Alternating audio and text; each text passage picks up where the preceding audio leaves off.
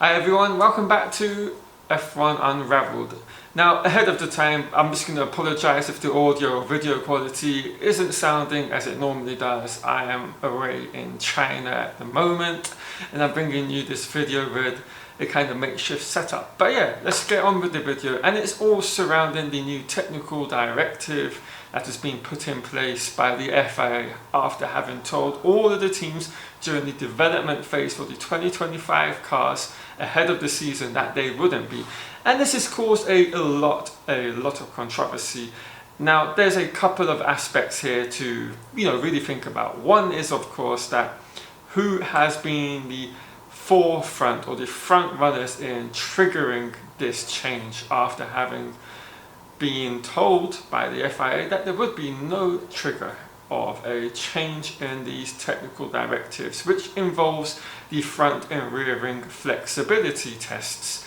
Now, in terms of the change to the front wing tests that the FIA are running, because this is all surrounding the tests of the flexibility when actually not in kind of movement here, we're talking about the internal and external flaps, and basically it's gone from 3mm to 2mm in terms of internal, and from 15mm to 10mm in terms of external flap. And this is basically the elasticity of these tests, how much flex is coming from the front wing elements.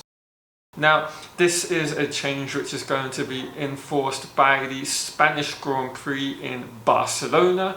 So this is where the big issue comes into play. And the team which is going to be hugely affected, is that of Red Bull Racing.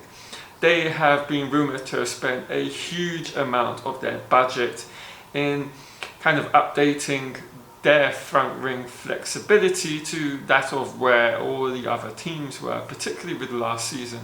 We had that huge controversy in Baku with the rear rings, which was later on at the end of the season changed, but also the front ring flexibility, which we saw in Monza, specifically that of McLaren and Mercedes.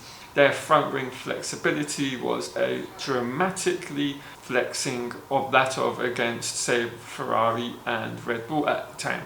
And Ferrari followed suit and brought a prototype front ring and then made further revisions to it for the end of the season. And then they played catch up and did. Red Bull, on the other hand, never did do that. And they spent a lot of their winter doing that very thing. And now, with this change having been brought in, they basically have spent a lot of their budget, or a significant portion that has been rumoured, on this development, which they will then have to completely undo. So yeah, there's a lot of controversy surrounding it. Now, why is this a big issue, you may ask? Well, in this ground effect era of Formula One, the balance between high and low speed corners is one of a huge complexity for all of the engineers and aerodynamicists when it comes to creating a Formula One car. And the longer we've spent with this ground effect era, the more in tune they've become with how they have to set up the car for both high, medium and low speed corners. And it's a trade-off. And one of the benefits or the reasons behind these flexible front and rear rings is about finding that perfect balance between all of these speed ranges of corners you will find on a circuit. And it's why you see some teams have a little edge over their rivals in competitiveness, because they've got a more advanced and technical front wing in terms of flexibility. And that's the name of the game. With this flexible front wing that lowers and goes back into position during the corners and the phases within each of these corners, is the name of the game. And it just helps create a better balance throughout a lap to get the optimum lap time. And now that has literally been thrown out the window in the last couple of days with this technical directive which will be brought in, as I've just said.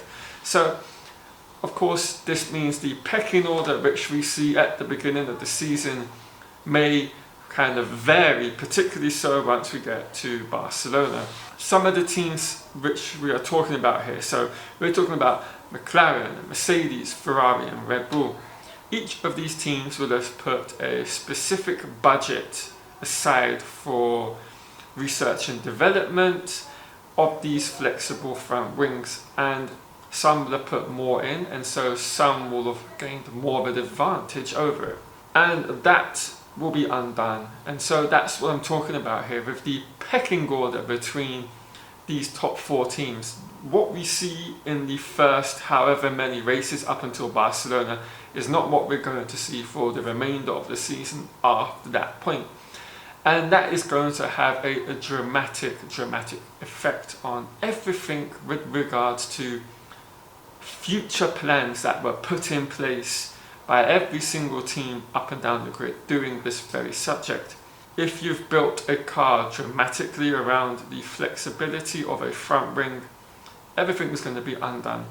And then all of the updates you've had in the pipelines aren't necessarily going to work because they were completely developed and researched around this front wing. So having a change in the rules is going to adversely affect every single team to varying degrees.